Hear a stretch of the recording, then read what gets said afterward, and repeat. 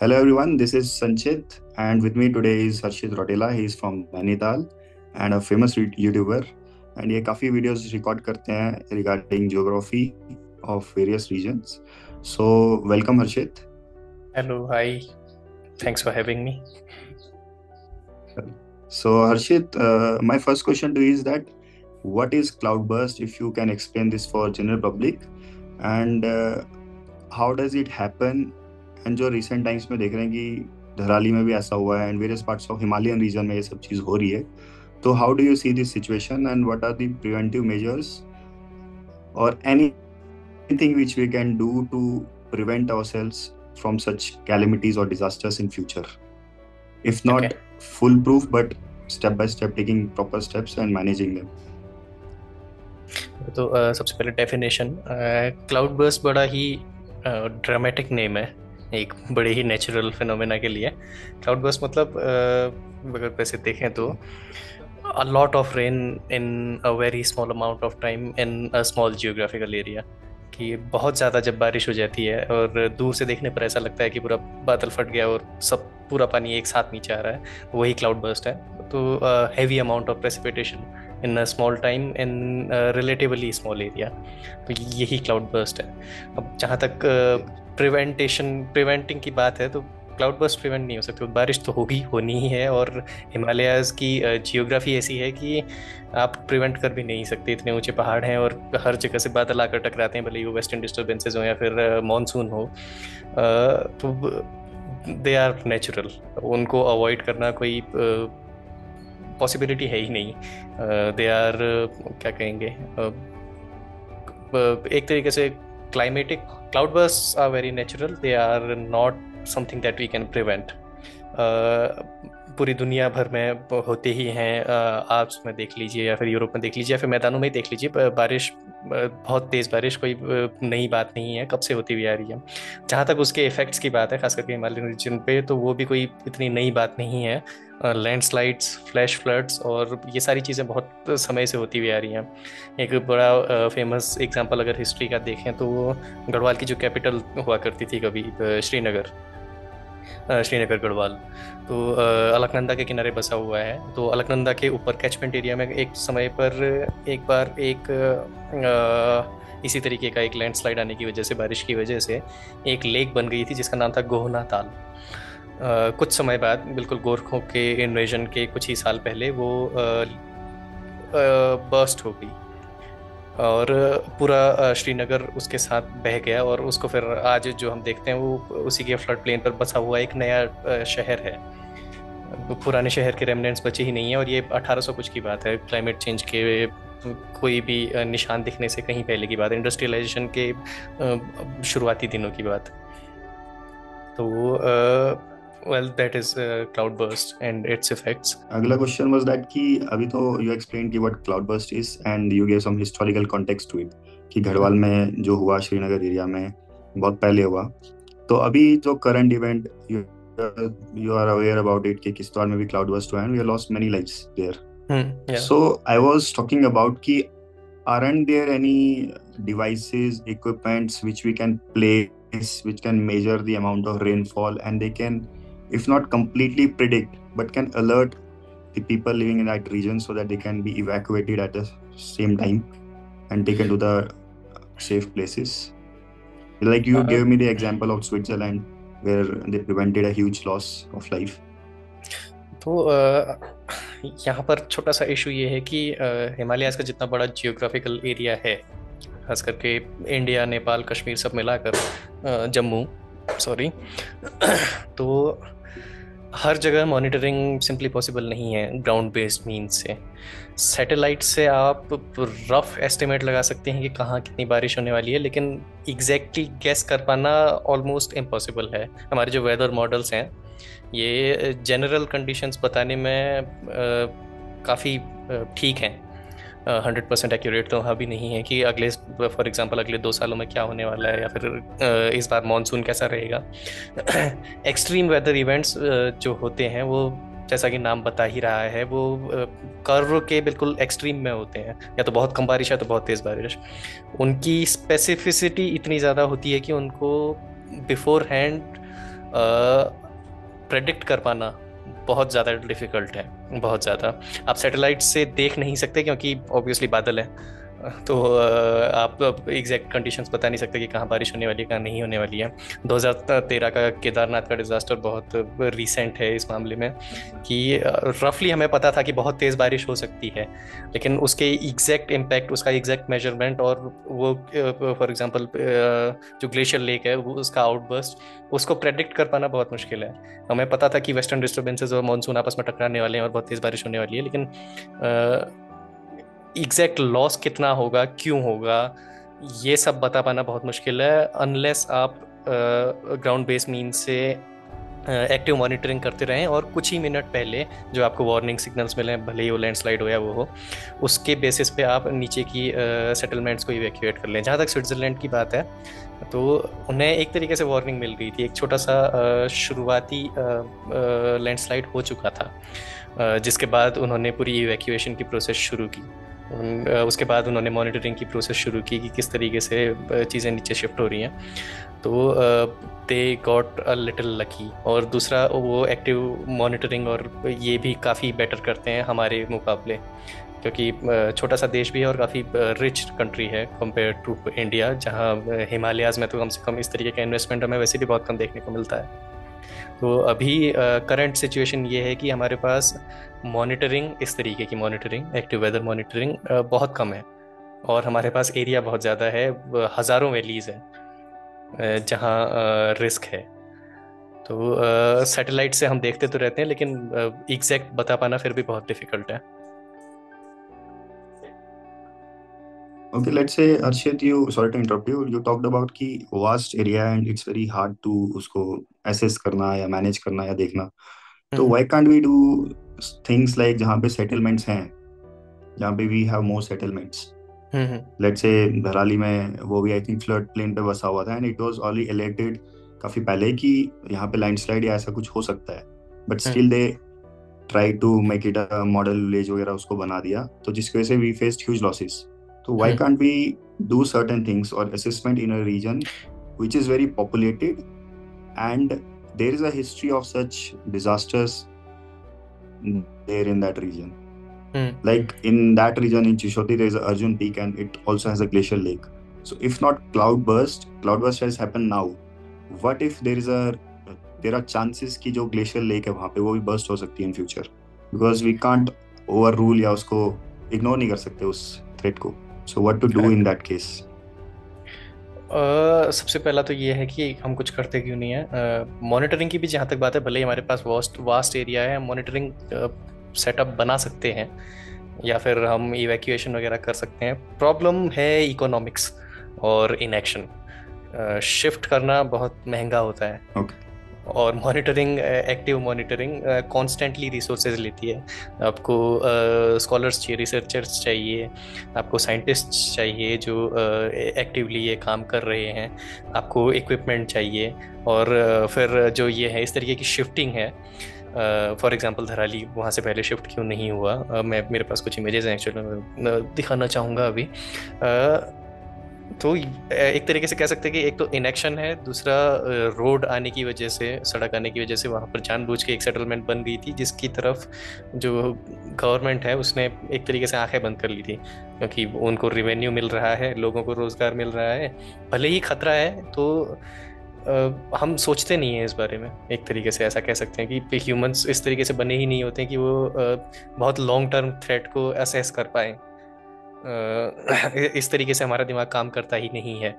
अब कुछ सालों तक धराली में ऑब्वियसली सेटलमेंट नहीं बनेगी, लेकिन जो एग्जिस्टिंग सेटलमेंट्स हैं वो फिलहाल अभी यही मान के गवर्नमेंट भी चल रही होगी और लोग भी यही मान के चल रहे होंगे कि उधर हुआ है, हमारे वहाँ थोड़ी ना होगा, या फिर होगा तो कभी बाद में होगा, कोई बात नहीं, देख लेंगे।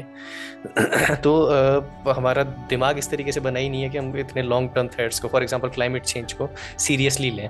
हमें पता है कि रिस्क है, लेकिन well we don't take any action, क्योंकि हम परसीव नहीं करते कि उसको बहुत बड़ा थ्रेट है। अभी मैं अगर स्क्रीन प्रेजेंट कर रहा हूँ, okay, screen to and share, hopefully we are recording, okay. तो कुछ पुरानी इमेजेस है मेरे पास धराली की, for example here we go, आपको दिख रही है? Yes yes yes. ओके, तो ये है कल्प केदार मंदिर धराली का। ओके। अ, ये फोटोग्राफ है 1865 की, 10 या 20 अक्टूबर, 20 अक्टूबर आई थिंक। सैमुअल बोन की फोटो है। तो इसमें आप देख सकते हैं कि यस पहले जब ये मंदिर बना था, एक तो जो किनारे की जो ज़मीन है पहले अलग है। अभी इस टाइम पे, करंट टाइम पे, फ्लड आने से पहले ये भी पूरी तरह फ्लैट हो, ऑलमोस्ट फ्लैट हो चुका था। इस इमेज में भी आप अगर देखें तो मंदिर हल्का सा नीचे सबमर्ज्ड है, यानी इस इमेज से पहले भी एक ना एक बार एक फ्लड आ चुका है। अभी जो करंट यस सिचुएशन है, मेरे पास अब इमेजेस हैं, तो ये जो दो टेम्पल्स हैं अब ये एग्जिस्टेंस में नहीं है। जो ये छोटे दो स्ट्रक्चर्स हैं ये अभी, मैं सबमर्ज अगर हो आप गया। सबमर्ज हो गए हैं या बह गए हैं पुराने डेब्री फ्लो में, या फिर टूट चुके हैं, केवल ये जो स्ट्रक्चर है ये स्टैंडिंग था। और ये 1865 के बाद, इसके बाद एक और यहाँ पर फ्लड आया जिसमें ये स्ट्रक्चर भी पूरी तरह दब गया। अगर मैं उस इमेज को अगर आपको दिखाऊं, हर्षल, ओके, ये सॉरी, ये अभी करंट वो है धराली का जो मंदिर है, मतलब फ्लड आने से पहले। तो इसमें आप देख सकते हैं कि ये जो एरिया है, ये साइड का, ये पूरा डेब्री है जो कभी ना कभी आ चुका होगा। और अथॉरिटीज ने इतना एरिया, मंदिर के आसपास का एरिया इवैक्यूएट करके इतना मंदिर को बाहर निकाला हुआ है। और यहाँ जाने के लिए आपको ऊपर से नीचे सीढ़ियों से उतरना पड़ता है। इसमें भी अगर आप अभी मंदिर यस पर, सॉरी, मंदिर पर गौर करें तो आधा मंदिर, इतना खुदाई के बाद भी आधा मंदिर एक्चुअल में अभी भी सबमर्ज्ड है। यहाँ पर पानी दिख रहा होगा हल्का सा। तो गर्भगृह एक्चुअल में जमीन से करीब 1.5-2 मीटर और नीचे है यहाँ पर।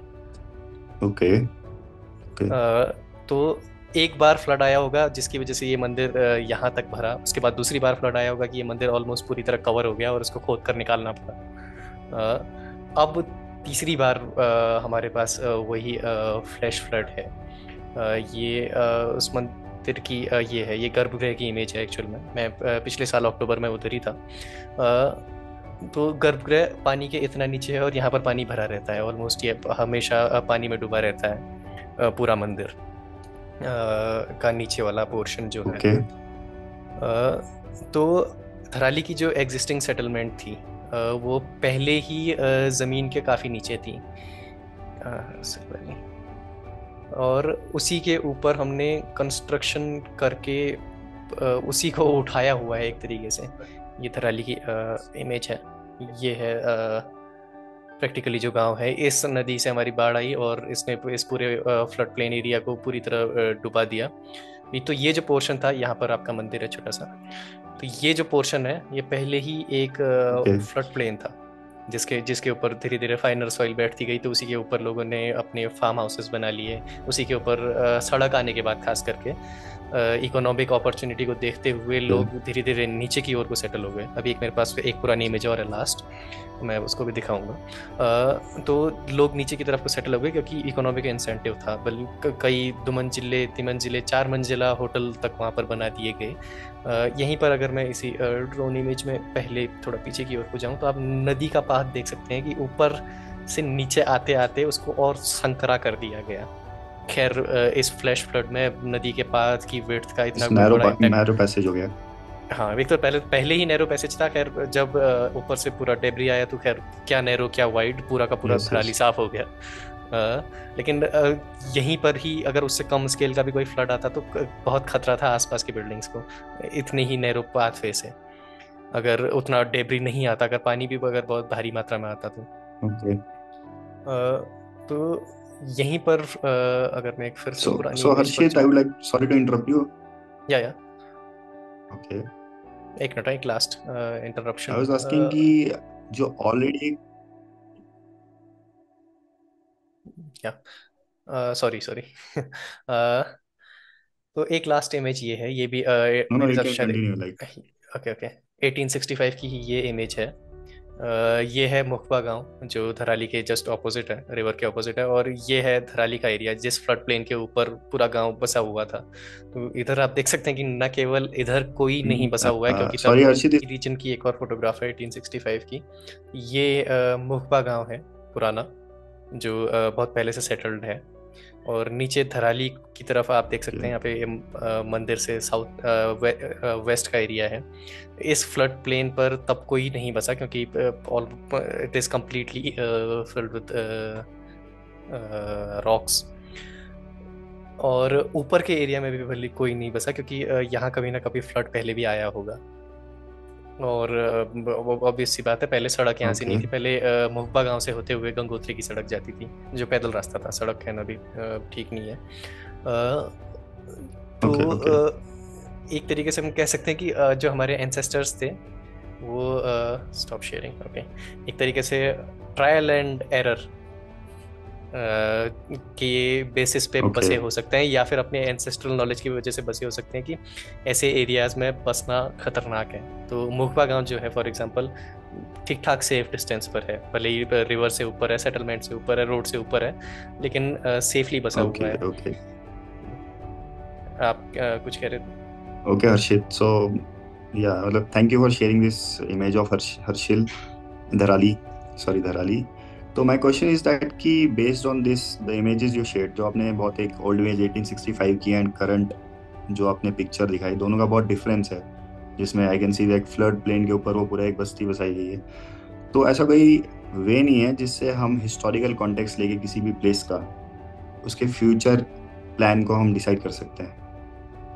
Let's say any place we know कि एक टाइम पे वहां पे फ्लड आया होगा, लैंडस्लाइड आई होगी, and based on that assessment can we make plans for the future so that we don't suffer for like suffer such losses जो हुए हैं अभी। बिल्कुल कर सकते हैं, बिल्कुल कर सकते हैं। ज़्यादातर जो पुरानी सेटलमेंट्स हैं जो खास करके हज़ारों सालों से चलती हुई आ रही हैं, वो इसीलिए आ रही हैं क्योंकि they have survived natural disasters. अभी हम जो बस रहे हैं ओके, इतने ख़तरनाक एरियाज़ में, उसका सबसे बड़ा रीज़न है इकोनॉमिक्स, एक तरीके से, या फिर ग्रीड कहना ज़्यादा बेटर होगा एक्चुअल में इकोनॉमिक्स से। ओके, कि आपके पास सड़क आई, सड़क एक्चुअल में हम यही सोच के बनाते हैं कि चीपेस्ट रूट क्या होगा, और चीपेस्ट रूट अक्सर नदी के आसपास ही होता है क्योंकि आपको ऊपर ज़्यादा चढ़ाने की ज़रूरत यस, नहीं होती। तो उसी वजह से जो सेटलमेंट्स हैं वो धीरे धीरे, केवल इकोनॉमिक्स भी नहीं है, सही कहूँ तो केवल ग्रीड भी नहीं है, एक कन्वीनियंस का फैक्टर भी है, वो सड़क के आसपास आ ही जाता है। सड़क के आसपास लैंड वैल्यूज़ ऊपर चली जाती हैं। तो आप कुछ भी इंस्टीट्यूशंस खोल सकते हैं, आप होटल्स खोल सकते हैं, आप कई चीज़ें कर सकते हैं सड़क अगर के नज़दीक अगर आप हैं तो सबसे बड़ा रीज़न यही है अभी हमारे ख़तरनाक एरियाज में बसने का कि कन्वीनियंस और एक तरीके से कहें तो ग्रीड, या फिर कोई और ऑप्शन की कमी। फॉर एग्जांपल देहरादून है, देहरादून में कई बस्तियां अभी ओके, फ़िलहाल नालों के किनारे बसी हुई हैं। वो इसीलिए बसी हुई हैं क्योंकि ज़्यादातर वो इलीगल एनक्रोचमेंट है, कि वो किसी की ज़मीन नहीं है, तो कुछ जो लोग हैं जिनके पास कोई और ऑप्शन नहीं है, या फिर एक तरीके से कहें तो या फिर लालच के कारण या किसी भी कारण से वो उन एरियाज में बस चुके हैं जहाँ वो 30-40 साल बाद नेचुरलाइज हो जाते हैं, और वो बस्तियाँ कच्ची से पक्की हो जाती हैं। और फिर अगर कुछ होता है तो फिर सरकार को जिम्मेदार ठहराया जाता है। आप नदी के रास्ते में आए हैं, नदी आपके घर में नहीं आई है, तो ओके। हटा सकते हैं, लेकिन it takes incredible amount of effort, it takes incredible amount of money to do that. तो you mean to say that जो भी सेटलमेंट स्ट्रीम्स के सराउंडिंग में होती है या रिवर के साथ में होती है, इट कैन बी रीसेटलमेंट हो सकता है उसका, और लोगों को बताया जा सकता है कि इसके हार्म्स क्या हैं future, but it's not being done because लोग ज़्यादा इंटरेस्ट नहीं लेते इस चीज़ में, यहाँ पर थोड़ा सा एक एंड वो ऑल्सो है, government is not taking much interest. या एक तरीके से कह सकते हैं, लेकिन हल्का सा यहाँ पे नुआंस भी है कि रिवर के किनारे बसने के पुराने ज़माने में भी फायदे थे कि आप कम से कम पानी के सोर्स से क्लोज हैं। आप किश्तवाड़ में हैं, आप भी नदी के किनारे ही हैं एक तरीके से, लेकिन आपकी हाइट बहुत ऊपर है यस, यस, यस, नीचे के कंपैरिजन में, तो आप रफली थोड़ा बहुत सेफ यस, एरिया में हैं। धीरे धीरे लेकिन नदी यस, के यस, किनारे किश्तवाड़ भी फैल रहा है, धीरे धीरे नदी के किनारे सेटलमेंट्स बढ़ती जाएंगी, क्योंकि पहाड़ों में एक तो स्पेस बहुत कम होता है। तो आपको अगर सिटी फैलानी है, अगर यस। आपको इंफ्रास्ट्रक्चर फैलाना है, तो धीरे धीरे आप नदी की तरफ आ ही जाते हैं। और कुछ लोग एक बार आते हैं तो फिर धीरे धीरे उनको फॉलो करने वाले बहुत होते हैं, और अथॉरिटीज़ कोई एक्शन नहीं लेती हैं, और वहाँ पर फिर सबसे बड़ा हमको रिस्क देखने को मिलता है। Okay, and coming to the next question, like you said कि अथॉरिटीज जो हैं वो ध्यान नहीं देती हैं. Also there is a sustainable development का जो कॉन्सेप्ट है, how can we use that concept in this mountain Himalayan region, because we know कि जो आपका रीजन है, मेरा रीजन है, वो भी हाई अर्थक्वेक एरिया में आता है. Like we can have any time यहाँ पे 8 से ऊपर रिक्टर स्केल के जो वैल्यू है उसका अर्थक्वेक आ सकता है, and it can be very dangerous for the lives and the property of people. Also, the construction of dams, construction of tunnels, and construction of roads to every village, like जो हम बोलते हैं कि link road बनाना है for the like, उसके दो फायदा भी है और नुकसान भी है. Like for the convenience of people, we are making roads, but it is also damaging the environment and the mountains. So how do you see this threat, considering the earthquake, considering the construction of roads, dams, and like जो encroachment होते रहती है? How do you see this, and how can we tackle this situation for longer run so that we don't face such issues in future? यहाँ पर एक हमेशा की as old debate है प्रोग्रेस वर्सेस नेचर की.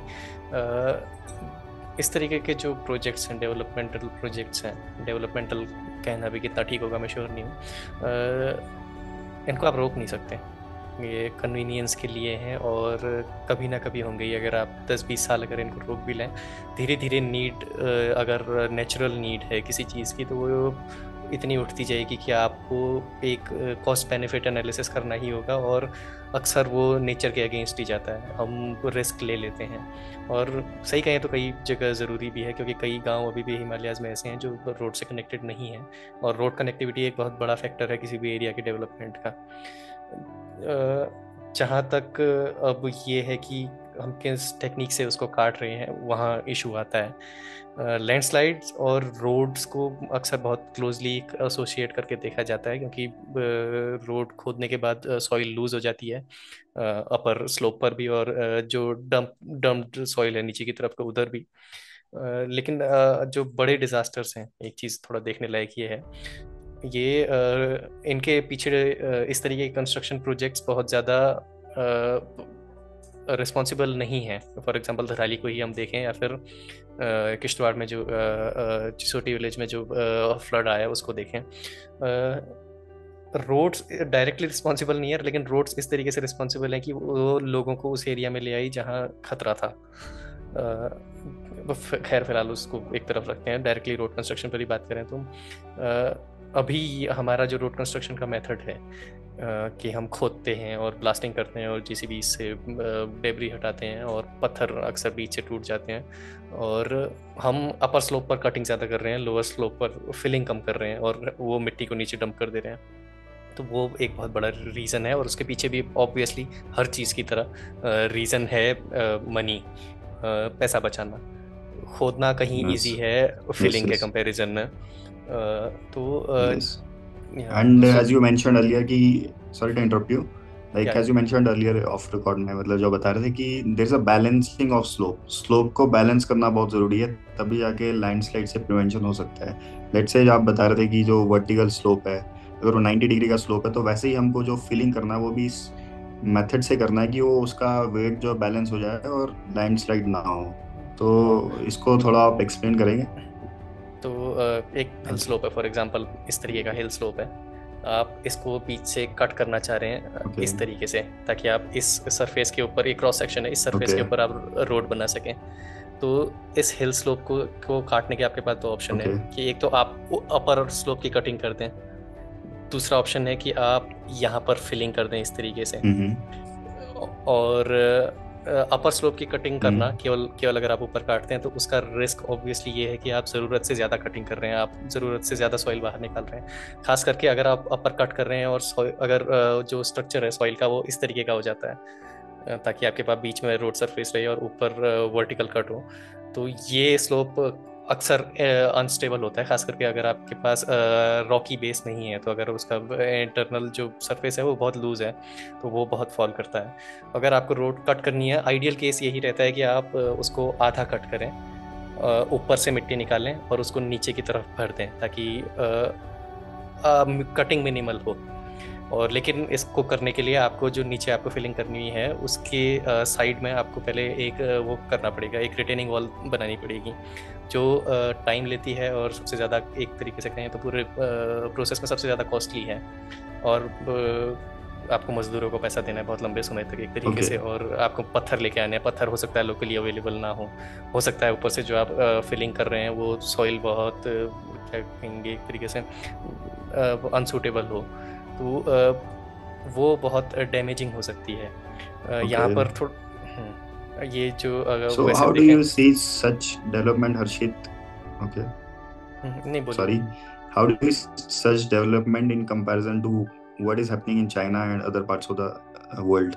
Like जो काफी advance हैं इसमें, like you also mentioned कि वहाँ पे जो I think बोल्ट वाला सिस्टम है, जो मैक वो I think अब जाली वाला लगाने का सिस्टम है, how it can prevent such things?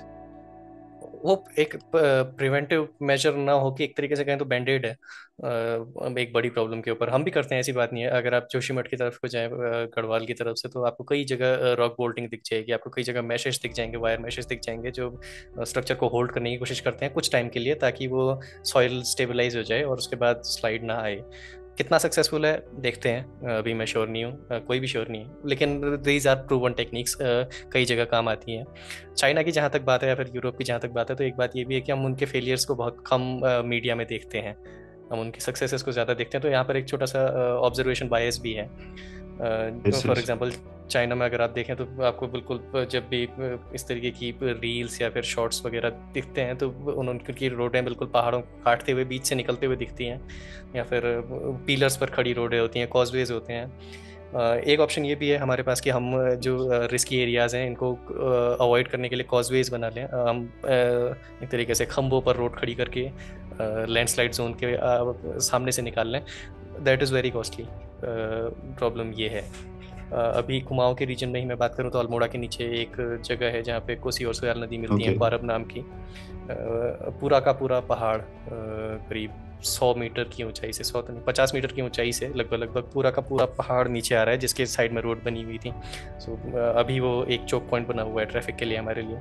उसको कैसे सॉल्व करना है, कोई कंक्रीट प्लान अभी तक मुझे नज़र नहीं आ रहा कि मीडिया में जिसकी बात हो रही है उसी के नीचे से रिटेनिंग वॉल दे रहे हैं जहाँ पर स्लाइड पहले ही आ चुका है। तो एग्जैक्ट प्लान है क्या, लॉन्ग टर्म प्लान्स क्या हैं, ये किस तरीके से डिसाइड हो रहा है, मैं श्योर नहीं हूँ। ऑब्वियसली मनी सबसे बड़ा फैक्टर है कि कितना खर्चा करना चाहिए ऐसी चीज़ों पर, और उसी को देखते हुए So ना कि what we can do now? What Like we what can do can we now. do now? Like cloudburst हो चुका है किश्तवाड़ में, we have suffered losses, huge losses, I would say. मतलब after Kedarnath, I think this is the biggest tragedy we have seen in recent years, if not wrong, potentially. in India and in Himalayan region. So अब जो मतलब जो हो गया वो तो हो गया, but what next? How can we have that plan so that we don't have such losses या ऐसी चीजें ना हो in future में? So इसका रोड मैप क्या हो सकता है in future? आपको पहले तो सबसे पहले तो Like एक politicians, government, social activists, general public, everything, वो क्या स्टेप ले सकती है? सबसे पहले तो आपको मेरे हिसाब से एक जो सेटलमेंट का वो है, एक मास्टर प्लान है, आपको उस पर काम करना पड़ेगा कि कहाँ पर नया डेवलपमेंट किया जा सकता है। आपको वो साइट्स को आइडेंटिफाई करना पड़ेगा, कहाँ पर सेटलमेंट्स बनाई जा सकती हैं, किस तरीके से रोड्स निकाली जा सकती ओके। हैं। टनल्स बहुत एक्सपेंसिव ऑप्शन है रोड्स को बाईपास करने का, टनल्स, लेकिन खास करके हिमालय जैसे सेंसिटिव एरिया में अच्छा ऑप्शन हो सकता है अगर उसके साइड इफ़ेक्ट्स ना हो तो, अगर ढंग से काम किया जाए तो। और हर जगह टनल्स की फिजिबिलिटी है भी नहीं। सॉरी। अभी फ़िलहाल यही है कि जो एग्जिस्टिंग सेटलमेंट्स हैं जो इतने डेंजरस एरियाज़ में हैं, और ऐसा नहीं है कि इनकी कमी है, इनको शिफ्ट करना प्रायोरिटी होनी चाहिए। जो भी अंडर रिस्क हैं, ये जो इस तरीके से रिस्क एरियाज में बसे हुए हैं, खास करके रिवर के जो फ्लड प्लेन में बसे हुए हैं, या फिर एक तरीके से कैचमेंट एरिया में बसे हुए हैं, कैचमेंट एरिया तो नहीं, जो इमीडिएटली मतलब डेंजर में है रिवर बैंक्स पर, अभी तो यही किया जा सकता है कि हम फ्यूचर में जो सेटलमेंट्स हैं उनको बहुत सोच समझकर प्लान करें और बनाएं, और हर तरीके से प्लान करें। रोड्स की जहाँ तक बात है तो एक ओके। तरीके से रोड्स पर लोड कम करने के लिए, अगर आपको इन पर लोड कम करना है तो दो तरीके हैं। एक तो है पब्लिक ट्रांसपोर्टेशन, वो भी हर जगह पॉसिबिलिटी नहीं है, क्योंकि कई कई पब्लिक ट्रांजिट मेथड्स भी रोड्स का ही यूज़ करते हैं, और जो नहीं करते हैं वो हर जगह बनाई नहीं जा सकते हैं। फॉर एग्जांपल किश्तवाड़ में रेलवे लाना बहुत मुश्किल है, या फिर कुमाऊं में रेलवे लाना बड़ा मुश्किल है, गढ़वाल में रेलवे लाना बड़ा मुश्किल है, और यस। रेलवे के फिर साथ अपने खुद के वो हैं प्रॉब्लम्स हैं कि भले ही रेल ट्रेन्स आप टनल से निकाल लेंगे, लेकिन यस। स्टेशन के लिए आपको बहुत चौड़ी जगह चाहिए जो हर जगह नहीं होती। लेकिन जगह। यस। तो हर चीज़ के पीछे, लेकिन मैं इतना ही कहूँगा कि, और ये सब इस बात से अवेयर भी हैं, हर चीज़ के पीछे इकोनॉमिक्स है या फिर पैसा है। और अगर किसी को प्रॉफिट नहीं दिखता किसी एरिया में, या फिर किसी एक्शन से रिलेटेड अगर इमीडिएटली बेनिफिशियल नहीं है अगर कोई एक्शन, तो वो नहीं होगा। इतना भी ज़रूर देखा जाना चाहिए। अगर मतलब फॉर एग्जांपल सेटलमेंट है, रीसेटलमेंट बहुत एक्सपेंसिव हो सकता है, तो अक्सर हम केवल तभी वो काम करते हैं जब एक्चुअल में फ्लड आ जाए, तो या फिर कुछ डैमेज हो जाए, और उसमें भी बहुत सारी प्रॉब्लम्स हमें देखने को मिलती हैं।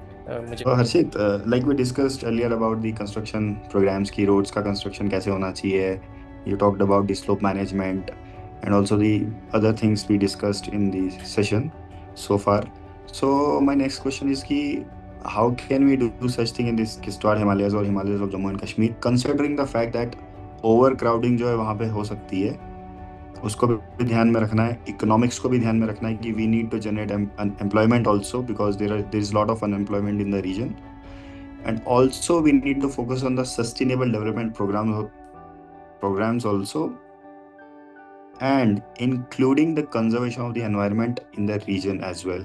So how do you see this, and what will you suggest to the government authorities and all these stakeholders who are involved in this? Kishtwar पर अगर मैं पहले फोकस करूं तो वेस्टर्न हिमालयाज जो पूरा रीजन है, काली नदी से लेके झेलम तक फॉर एग्जांपल ले लेते हैं, या फिर इंडस तक, किश्तवाड़ सबसे कम डेवलप्ड एरिया है, सबसे लीस्ट डेवलप्ड एरियाज में से एक है, जहां टूरिज्म बहुत ज़्यादा पहुंचा नहीं है।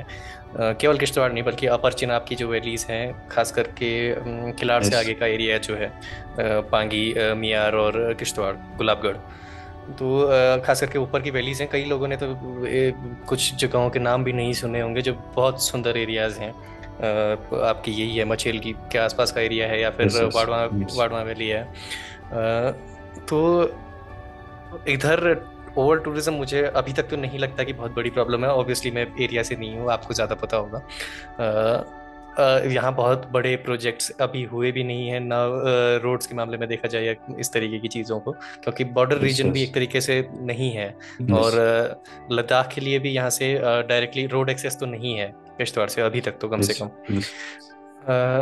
तो यहाँ अगर आपको ओवर टूरिज्म से अभी से प्रॉब्लम देखने लग गई है, तब तो एक बहुत ग्रेव प्रॉब्लम है, बहुत सीरियस प्रॉब्लम है।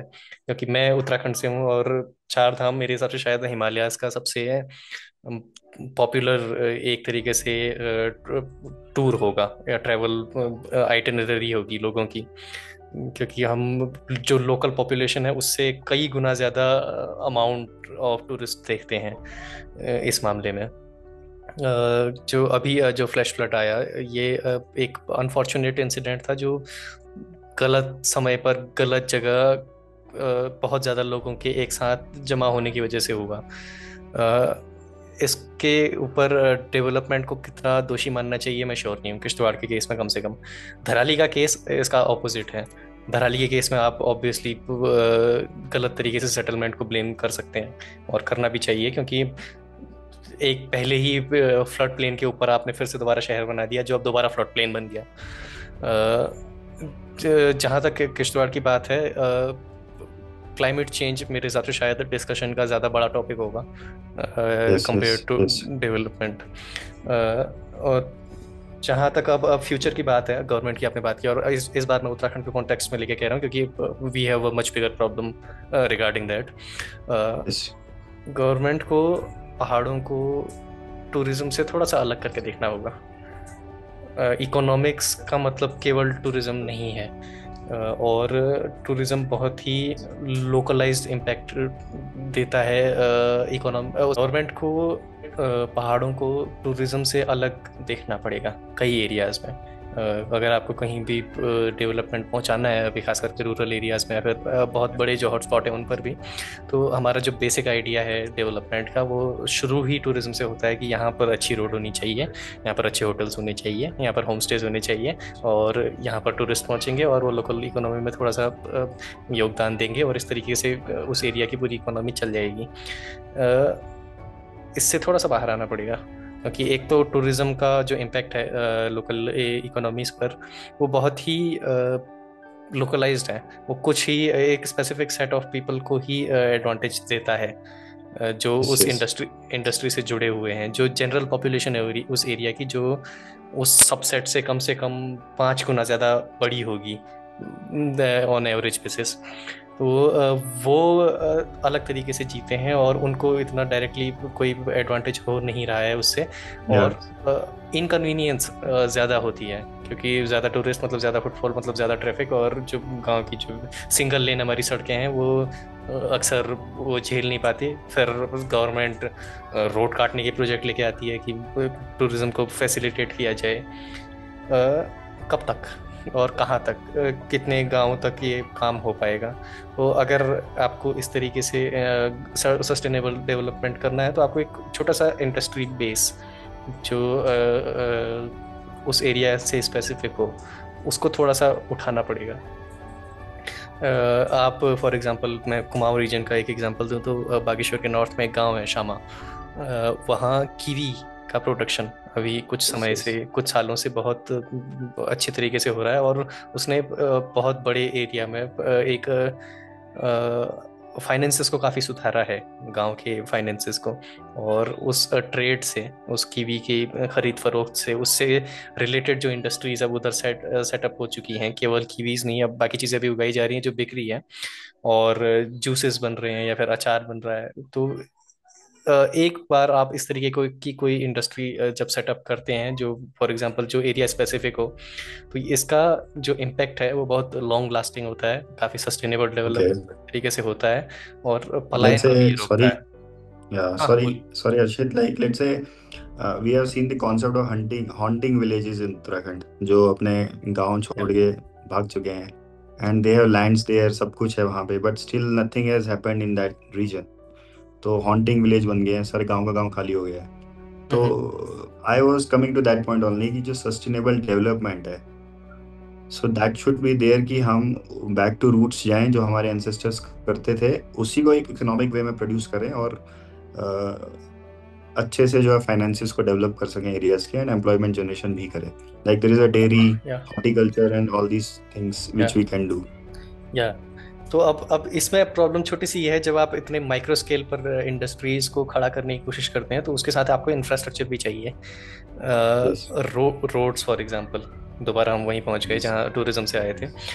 या फिर रॉ मटेरियल्स की supply supply for chain example. को सप्लाई चेन को मेंटेन करने के लिए वी या नीड स- सम इंफ्रास्ट्रक्चर। या अब जो गवर्नमेंट है, खास करके हमारी उत्तराखंड की, वो ऐसा लगता है कि इस तरफ जाने के बजाय, डेवलपमेंट के इस गोल पर जाने के बजाय, ऐसा नहीं है कि इस पर काम नहीं हुआ है। जो कीवी का प्रोडक्शन जो मैं फॉर एग्जांपल दे रहा हूँ, इसमें कई सब्सिडीज मिली हैं लोगों को सेटअप करने के लिए, उनको स्टैंड्स मिले हैं जो खेतों में लगते हैं, या फिर ज़मीनें मिली हैं। अभी वूल प्रोडक्शन उसी एरिया में, शामा के एरिया में, न्यूजीलैंड से भेड़ें मंगाई गई हैं, ताकि एक तरीके से मरीनो वूल के ऊपर काम हो सके। तो ऐसा यस। नहीं है यस। कि यस। इनके ऊपर काम नहीं हो रहा है, लेकिन जो हमारा जो मेजर फोकस है वो टूरिज्म की तरफ है, क्योंकि वो गवर्नमेंट को एक इमीडिएट वो देता है, प्रॉफिट देता है, गवर्नमेंट्स को, अथॉरिटीज़ को, लोगों को। आप पेट्रोल बेच रहे हैं, आप होटल्स से जीएसटी वसूल कर रहे हैं, आप खाने के ऊपर जीएसटी वसूल कर रहे हैं, पार्किंग का किराया है, और कई सारी चीज़ें, आप रजिस्ट्रेशन की फ़ीस ले रहे हैं, आप हेलीकॉप्टर्स चला रहे हैं, इतने सेंसिटिव एरिया में आप हेलीकॉप्टर्स चला रहे हैं। तो ये सारी चीज़ें वो है कि आप, डायरेक्ट बेनिफिट है, आपको बहुत लंबा वेट नहीं करना है रिटर्न का, जो कि आपको ओके उस केस में करना पड़ेगा जब आप माइक्रो इंडस्ट्रीज को सेटअप कर रहे हैं। तो अगर आपको दूर हटना है तो आपको पहाड़ों में फिलहाल सबसे पहला कदम यही होगा कि आपको टूरिज्म को बैकबोन ऑफ द इकोनॉमी मानने से बचना होगा। Okay. So what are the other ways, अगर हम टूरिज्म, इन केस अगर टूरिज्म भी, if government wants to promote tourism, why can't it be not area specific but discrete, थोड़ा डाइवर्स हो, नॉट यहाँ पर जस्ट मुझे कि एक एरिया में ज्यादा फुटफॉल रहे टूरिज्म का। इसके इस केस में मुझे लगता नहीं है कि गवर्नमेंट का दोष है। यहाँ पर मुझे लगता है कि थोड़ा सा जो ह्यूमन नेचर है वो थोड़ा सा गड़बड़ है, क्योंकि ओके। हम खुद ही हॉटस्पॉट्स बना देते हैं। Yes yes yes. प्रॉब्लम ये है कि हम खुद ही पॉपुलैरिटी के बेसिस पर ही चलते हैं कि मेरे पड़ोसी इस बार केदारनाथ गए थे, अगली बार हम जाएंगे, और हो इस जाना है। तरीके से। और पड़ोसी का एग्जांपल ज़्यादा स्पेसिफिक हो गया, उसको इंटरनेट के रूप में लेकर चलिए कि ये यस उधर गए, तो इस तरीके से मतलब वर्ड ऑफ माउथ फैलते जाता है और हॉटस्पॉट से बन जाते हैं।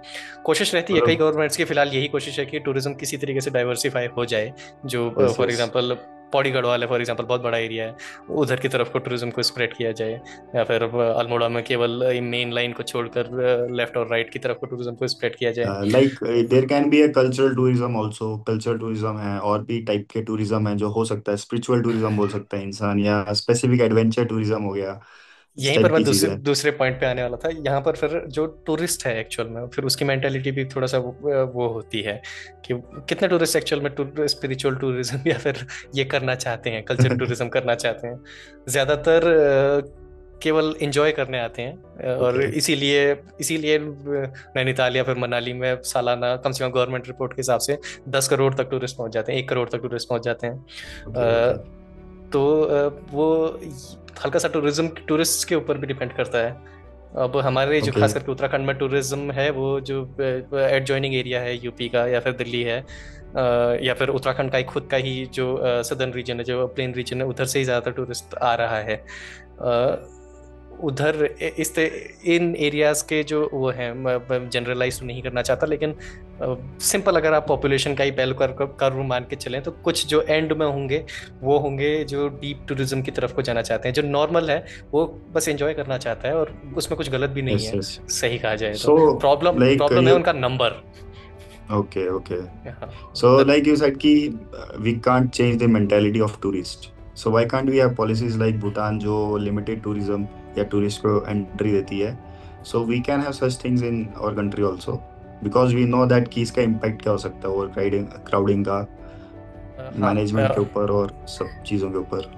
तो इस केस में मतलब इस सिचुएशन में देखा जाए तो ऐसा नहीं है कि हम नहीं करते हैं। साउथ में फॉर एग्जांपल जो केरला के जो हिल स्टेशंस हैं, यहाँ पर यस आप यस। बिना रजिस्ट्रेशन के आप विजिट नहीं कर सकते, वो नंबर्स को लिमिट करते हैं। नैनीताल ही है फॉर एग्जांपल, जब एक बार कैपेसिटी फुल हो जाती है तो हम नैनीताल में एक्स्ट्रा गाड़ियों को अंदर आने नहीं दिया जाता, क्योंकि बेसिकली हमारे पास स्पेस ही नहीं है। तो ओके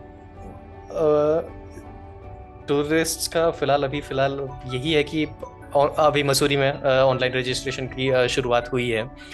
कितना सक्सेसफुल है मैं अभी जानता नहीं हूँ, मैंने उसके बाद कोई रिपोर्ट नहीं पड़ी उसकी। तो हम ओके कोशिश तो ओके हम करते हैं, लेकिन शेयर नंबर इतना है आने वाले लोगों का कि ज़्यादातर पॉलिसीज इस तरीके की काम नहीं करती हैं, और टूरिस्ट बहुत इनकन्वीनियंट होता है, टूरिज्म इनकन्वीनियंट हो जाता है टूरिस्ट के लिए। और अगेन सबसे बड़ा फैक्टर, मैं शायद 10वीं बार बोल रहा हूँ ये फिर से, फाइनेंसेस हैं। जितने ज़्यादा टूरिस्ट उतना ज़्यादा पैसा। तो the थोड़ा बहुत finances, इनकन्वीनियंस का, या थोड़ा बहुत इनकन्वीनियंस गवर्नमेंट के लिए कोई बड़ी बात नहीं है, चलता है।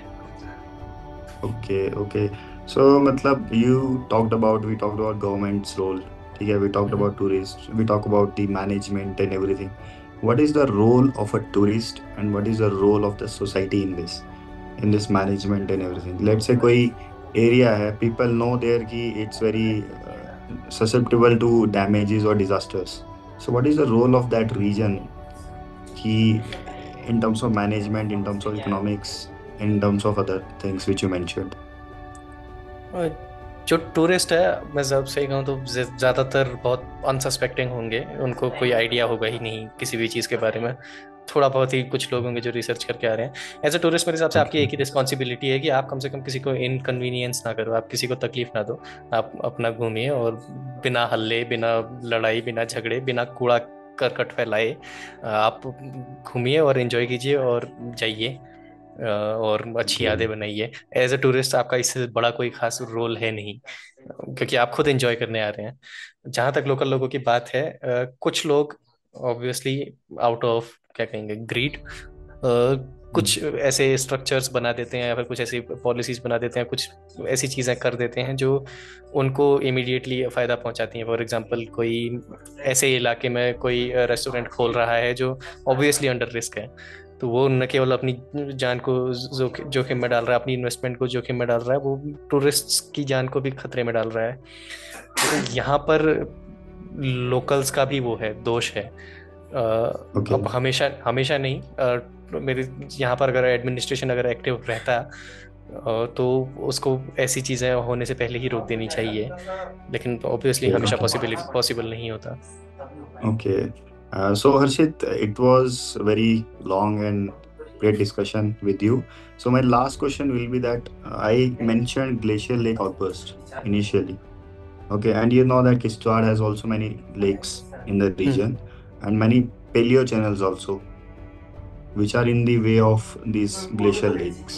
So what can be hmm the future plan या ऐसा क्या कर सकती है government administration or localities or anything which can do such things to assess the danger of those lakes and like can prevent the future disaster from such events. Is there any way?